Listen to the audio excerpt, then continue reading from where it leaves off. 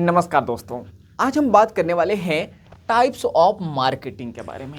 कितने टाइप की मार्केटिंग होती है? तो नंबर एक, इन्फ्लुएंसर मार्केटिंग। अब ये मार्केटिंग क्या होती है? कुछ लोग होते हैं जो रील्स बनाया करते हैं और रील्स के द्वारा जो है इनके पास बहुत ज़्यादा ट्रैफिक होता है, तो इसको हम लोग कहते हैं इन्फ्लुएंसर मार्केटिंग। इनके पेजेस होते हैं, इंस्टा, फेसबुक जैसे इनके पेजेस होते हैं। अब इन पे बहुत ज़्यादा ट्रैफिक आता है तो हम अपने ब्रांड का एडवर्टाइजमेंट इनके पेजेस पर करते हैं। ठीक है, तो क्या ये हमारे लिए इफ़ेक्टिव होता है या नहीं होता है? तो देखो, अगर आपका लोकल बिजनेस है, मीन्स आपकी कोई शॉप है, कोई बिजनेस है, या आप अपने डिस्ट्रिक्ट में या आप अपने तहसील में, गांव में बिजनेस करते हो, तो अधिकतर टाइम ये आपके लिए उतना अच्छा नहीं होता है, ये उतने अच्छे रिजल्ट प्रोड्यूस नहीं करता है। इसका रीज़न ये है क्योंकि जब ये रील्स डालते हैं अपने अकाउंट्स पे, तो यहाँ पे जो व्यूअरशिप होती है ऑल ओवर इंडिया की होती है, ये सिर्फ आपके डिस्ट्रिक्ट की नहीं होती है। हाँ, ऐसा हो सकता है कि कोई क्रिएटर जो है अपने तहसील के बारे में या अपने डिस्ट्रिक्ट के बारे में ही कंटेंट बना रहा है, तो हो सकता है कि वहाँ की व्यूअरशिप ज़्यादा है। लेकिन ऐसा इन्फ्लुएंसर जो कंटेंट बना रहा है जिसको ऑल ओवर इंडिया देख रही है, तो ये आपके काम का नहीं है। दूसरा, अगर आपके काम का है भी तो आपको एक चीज़ देखनी है। क्या चीज़ देखनी है? कि जो कंटेंट डल रहा है इनके पेजेस पे, क्या वो आपके प्रोडक्ट से रिलेटेड है या नहीं है। जैसे आपका फैशन ब्रांड है, ठीक है, तो आपको इन्फ्लुएंसर भी कैसा देखना है? जो रील्स कौन सी बनाता हो, वो ऐसी रील बनाता हो जो फैशन से रिलेटेड है। अगर आपका कोई ज्वेलरी का बिजनेस है तो आपको कैसा क्रिएटर ढूंढना है? जो ज्वेलरी की रील्स बनाए या ज्वेलरी के बैनर्स वगैरह या जो भी कंटेंट है वो ज्वेलरी के ही बनाए, अदर कंटेंट ना बनाए।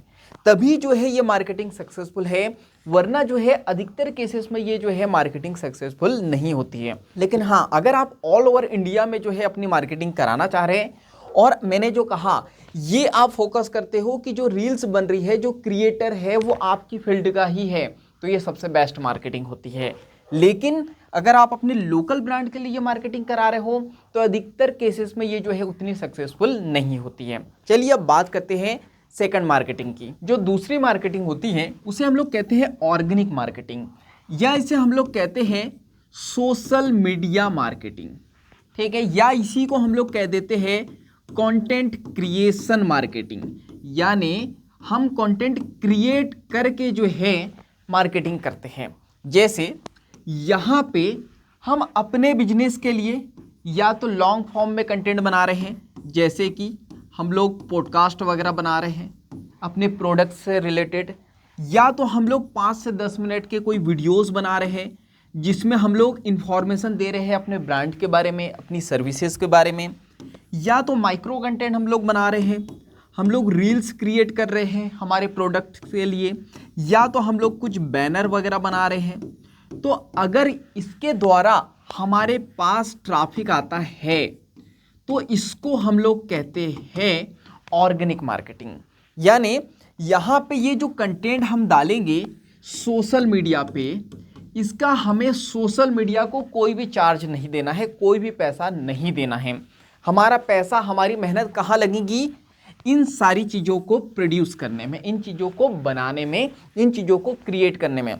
लेकिन हम सोशल मीडिया की बात करें, जैसे इंस्टाग्राम है, फेसबुक है, यूट्यूब है, गूगल है, वहाँ पे हमारा ये कंटेंट डाल रहे हैं हम, तो हमसे ये प्लेटफॉर्म कोई पैसा नहीं ले रहे हैं। लेकिन अब हम बात करते हैं क्या ये मार्केटिंग हमारे बिजनेस के लिए सही होगी?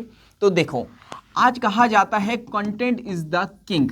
अगर आप अपने बिजनेस के लिए कंटेंट नहीं बना रहे हो तो आप अपने बहुत सारे कस्टमर को खो रहे हो और आपके जो कॉम्पिटिटर है वो आपसे बहुत आगे बढ़ जाएंगे। तो अगर आपको अपने बिजनेस को एक ब्रांड बनाना है तो आपको कंटेंट बनाना ही बनाना पड़ेगा। बिना कंटेंट बनाए आप जो है एक ब्रांड बन ही नहीं सकते। आप बड़े बड़े ब्रांड को उठा के देख लो, वो भी अब कंटेंट क्रिएट कर रहे हैं।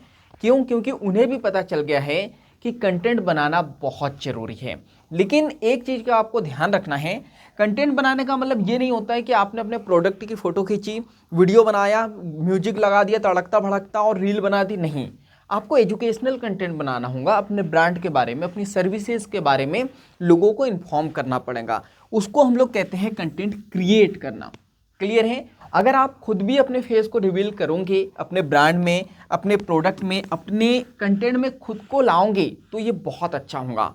लेकिन बहुत सारे बिजनेस ओनर जो है कैमरे को फेस नहीं कर पाते हैं, तो आप एजेंसी एक हायर कर सकते हो। ये एजेंसी का वर्क रहेगा आपके लिए कंटेंट बनाना, आपके बिजनेस के लिए अच्छा अच्छा कंटेंट बनाना। क्लियर है? तो ये मार्केटिंग जो है बहुत इफेक्टिव है, लेकिन इसके रिजल्ट आते हैं लॉन्ग फॉर्म में। यानी ऐसा कभी नहीं होगा कि आज आपने वीडियो डाला और वो रातों रात जो है वायरल हो गया। नहीं, यहाँ पे जब आप कंटेंट डालते हो बहुत मेहनत लगती है और बहुत पेशेंस की ज़रूरत होती है, बहुत धैर्य की ज़रूरत होती है।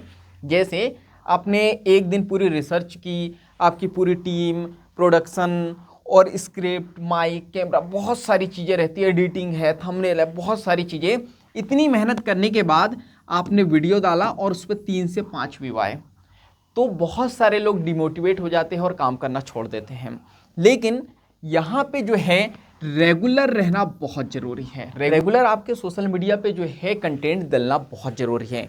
अगर रेगुलर कंटेंट डलता है तो धीरे धीरे हमारे सोशल मीडिया पे ये जो ट्रैफिक है ये बढ़ते चले जाता है, और इसको कहते हैं ऑर्गेनिक मार्केटिंग। क्यों? क्योंकि ये जो है यहाँ पे कोई पैसा नहीं लेती है ये मार्केटिंग, लेकिन हाँ ये हमको रिजल्ट देती है, लेकिन लॉन्ग टाइम में, यानी कि थोड़ा समय लगता है। 6 महीने भी लग सकते हैं, 3 महीने भी लग सकते हैं, 1 साल भी लग सकता है। लेकिन ये आपके डिजिटल असेट्स होते हैं। आपने पॉडकास्ट बनाया, वीडियो बनाया, रील बनाया, ये आपके सोशल मीडिया पे लाइफ टाइम रहेगा। तो इस पे जो ट्रैफिक आएगा वो लाइफ टाइम तक के आते ही रहेगा। तो चलिए अब बात करते हैं मार्केटिंग के तीसरे टाइप की। मार्केटिंग का तीसरा टाइप है पेड मार्केटिंग।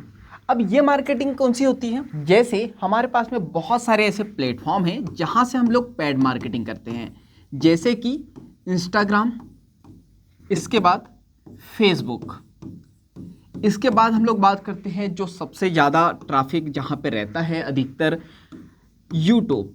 अब मैं बात करूं, बहुत सारे लोग कहते हैं सर सबसे ज़्यादा ट्रैफिक कहाँ रहता है, या हमारे लिए सबसे बेस्ट कौन सा प्लेटफॉर्म रहता है। तो ये रिसर्च करनी पड़ती है। ऐसा बिल्कुल नहीं है कि इंस्टाग्राम पर ट्रैफिक नहीं है, फेसबुक पर ट्रैफिक नहीं है, गूगल पे नहीं है, या जो है यूट्यूब पे नहीं है। हर जगह पे अपना अपना ट्रैफिक है। जैसे अगर किसी को एजुकेशनल कंटेंट देखना है तो अधिकतर यूट्यूब, किसी को माइक्रो कंटेंट देखना है तो इंस्टाग्राम, किसी को लॉन्ग फॉर्म में एंटरटेनमेंट कंटेंट चाहिए तो फेसबुक। तो गूगल क्या करता है, बाद में बात करेंगे।